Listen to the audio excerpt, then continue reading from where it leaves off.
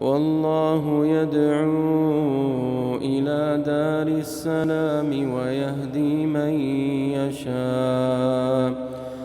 ويهدي من يشاء إلى صراط مستقيم. للذين أحسنوا الحسنى وزيادة ولا يرهق وجوههم قتر ولا ذلة أولئك أصحاب الجنة هم فيها خالدون. والذين كسبوا السيئات جزاء سيئة بمثلها وترهقهم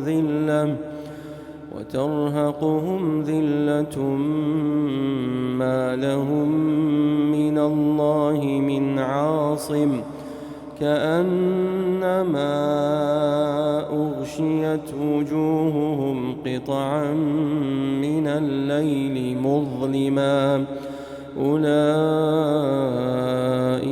أصحاب النار هم فيها خالدون.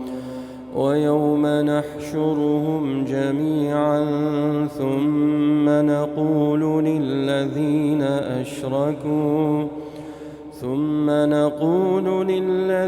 أشركوا مكانكم أنتم وشركاؤكم فزيلنا بينهم وقال شركاؤهم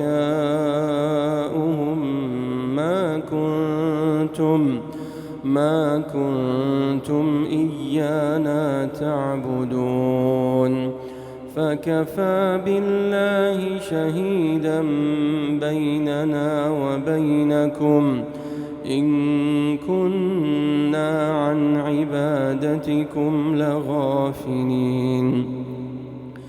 هنالك تبلو كل نفس ما أسلفت وردوا إلى الله مولاهم الحق وضل عنهم ما كانوا يفترون.